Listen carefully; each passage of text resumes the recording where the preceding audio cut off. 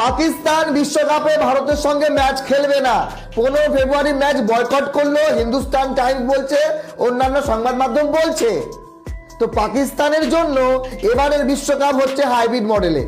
শ্রীলঙ্কায় হওয়ার কথা না, পুরো টুর্নামেন্ট ভারতে হওয়ার কথা, শুধুমাত্র এই পাকিস্তানের জন্য বিশ্বকাপ শ্রীলঙ্কায় দেওয়া হলো একটা গ্রুপের খেলা। কিন্তু সেই পাকিস্তান বলছে ভারতের সঙ্গে ম্যাচ খেলবো না। এখনো আইসিসির কোনো খবর আসেনি, হয়তো আগামীকাল আসবে। কিন্তু বিষয় হলো পাকিস্তান সরকার কি সিদ্ধান্ত নিচ্ছে, ভারতের সঙ্গে ম্যাচ খেলবো না।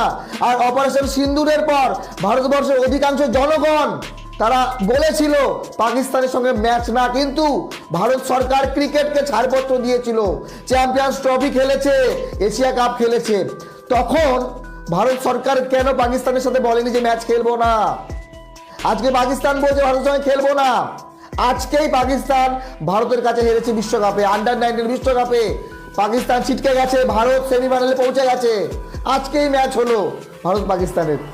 গত 6 মাসে 10 বার ভারত এবং পাকিস্তানের ক্রিকেট ম্যাচ হয়েছে, কিন্তু এবার বিশ্বকাপে কেন পাকিস্তান বয়কট করলো? এবার কি হবে? আইসিসির কামাই, উপার্জন, রেভিনিউ কি করে আসবে? ব্রডকাস্টার টাকা কি করে কামাই করবে? তাহলে কি এই টুর্নামেন্ট এবার ভারতে আসবে না শ্রীলঙ্কায় হবে গ্রুপের খেলাগুলো? যদি আমরা গ্রুপ দেখি, গ্রুপ এ তে ইন্ডিয়া পাকিস্তানকে একই গ্রুপে কেন রাখা হয় বারবার? 20টা দলের ভেতরে কেন পাকিস্তানকে বের করে অন্য দলকে রাখা হয়নি? সবাই জানে আইসিসি নাকি বেশি উপার্জন করে ভারত পাকিস্তান ম্যাচ থেকে। তাহলে সেই ম্যাচ না হলে উপার্জনের কি হবে? নামিবিয়া, নেদারল্যান্ড এবং ইউএসএ, এই 3টি দল আছে। এই 3টি দলের এগেন্স্টে যদি পাকিস্তান জেতে তাহলে পাকিস্তান সুপার 8-এ কোয়ালিফাই করে যাবে। যদি সেমিফাইনাল, ফাইনালে পাকিস্তান ভারত আবার মুখোমুখি হয়, তখন কি পাকিস্তান বলবে যে না খেলবো না, বিশ্বকাপ বয়কট করলাম? এবারে 2026 বিশ্বকাপের রঙ্গমঞ্চ চলছে, নতুন দল আসছে, কোনো দল বেরিয়ে যাচ্ছে, কোনো দল ম্যাচ বয়কট করছে। তো আমি মনে করি পুরোপুরি আইসিসির ব্যবস্থাপনায় ঘাটতি ছিল। তা না হলে এইভাবে ভারতের একটা টুর্নামেন্ট কি করে শ্রীলঙ্কায় চলে যায়? পাকিস্তানের জন্যই গেছে। টি-20 বিশ্বকাপ কে পরিচালনা করছে? আইসিসি, তার চেয়ারম্যান কে? জয় শাহ।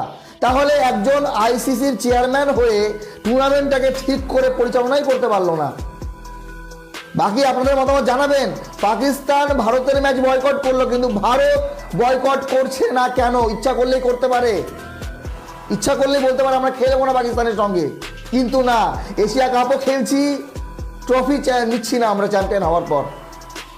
খেলছি কিন্তু ট্রফি নেব না, আমরা জিতে গেলাম।